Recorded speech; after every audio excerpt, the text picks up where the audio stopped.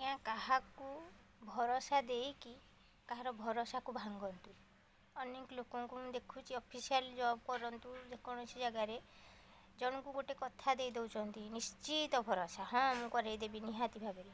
ତାପରେ କିଛି ଦିନ ପରେ ହଁ ଦେଖିବା ନାହିଁ, କିନ୍ତୁ ଗୋଟେ ଲୋକ ତାଙ୍କୁ ମନରେ ଭାବି ସାରିଥାଏ, ସବୁ କାମ ହେଇଥାଏ, ତା ଆଶା ରଖିଦେଇଥାଏ। ଏମିତି ଭାବରେ ତୁମେ ହାଲକାରେ ନେଇଯାଇଥିବ, ହଁ କରିବା ଆଉ ପଦବୀରେ ଅଛନ୍ତି ବୋଲି ଏମିତି କରନ୍ତୁନି। ହଁ ତା ଦ୍ୱାରା 3-4 ଜଣଙ୍କର ମାନେ ମନ ଆଉ ମାନସିକ ଅଶାନ୍ତି ଆଉ ସମ୍ପର୍କ ଖରାପ ହେଉଛି। ଆପଣ ଜଣଙ୍କୁ କହିଦେଇଥିବେ ସିନା, ସିଏ ଆଉ ଜଣଙ୍କୁ ମତ ହଁ କରିଦେଇଥିବ, ତା'ର କାହା ଚିହ୍ନା ଲୋକକୁ ସେ କହିଥିବ ହଁ ସେ କହିଛି ଏଇଟା ହେଇଯିବ।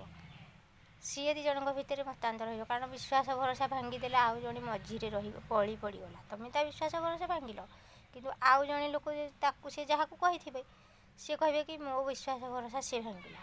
ତେଣୁକରି ଏମିତି ଭାବରେ ଯଦି ଟିକେ ପଦବୀରେ ଅଛନ୍ତି ବି, ଯଦି ହାତରେ କିଛି ଅଛି କହିଦେଇକି ଘରେ ଶୋଇପଡ଼ନ୍ତୁ। ଏମିତି ହାଲକାରେ କାହା କଥାକୁ ନିଅନ୍ତୁନି। କାହା ଭରସା ଦେଇକି ଭରସା ଭାଙ୍ଗନ୍ତୁନି। ଆଶା ଦେଇ ଭରସା ଭାଙ୍ଗିବାଟା ବହୁତ ପାପ କାମ। କାହାକୁ ଆଶା ଦେଇକିରି କେବେ ନିରାଶ କରନ୍ତୁ। ପ୍ରଥମରୁ ନାହିଁ କରିଦିଅନ୍ତୁ, କିନ୍ତୁ ନିରାଶା ଆଜ୍ଞା ଜମା ବି କରନ୍ତୁ।